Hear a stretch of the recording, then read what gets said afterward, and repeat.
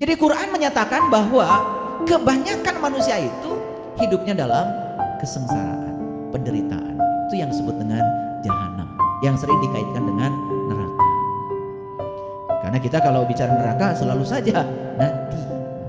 Padahal kita sudah berpengalaman tinggal di sana setiap hari. Cuman kita nggak sadar, karena neraka itu selalu dipahami sebagai api yang menyala-nyala.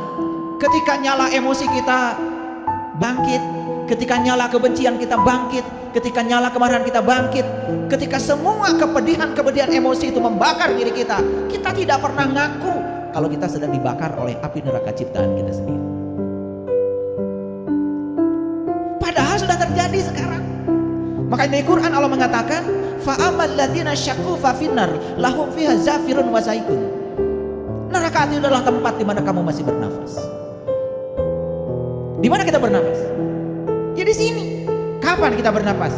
Ketika nafas masih dipinjamkan sebagai pinjaman kehidupan. Apa itu nafas? Nafas itu penghubung antara diri sejati kita yang di dalam dengan diri yang maha tak terbatas di luar sini. Makanya kan nafas itu menghubungkan diri yang di dalam dengan ini yang di luar. Nah, kalau kita sudah bisa terhubung diri yang di dalam dengan diri yang di luar ini, sudah bisa mengalami la ilaha illallah. Was, la ilaha illallah itu bukan dibaca, tapi dialami, dirasakan. La ilaha illallah artinya tiada Tuhan selain Allah. Bahasa lainnya yang mana? Yang bukan Allah.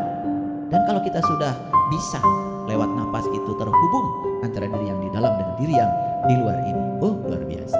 Kita tidak mungkin merendahkan orang, karena kita akan punya satu pengalaman bahwa Allah itu bukan hanya meliputi saya, tapi Allah yang sama, Tuhan yang sama meliputi tubuh-tubuh yang berbeda.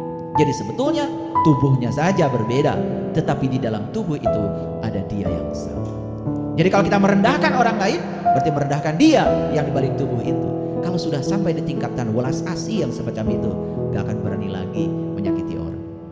Makanya kalau leluhur kami selalu mengatakan, begitu seseorang sudah sampai di kesadaran itu, maka dia akan menjadi matahari. Matahari itu bersinar, terus memancarkan energinya. Dan matahari tidak pernah mendapatkan balasan dari energi yang dipancarkannya. Hanya satu arah. Kita sudah terbiasa hidup itu harus dua arah.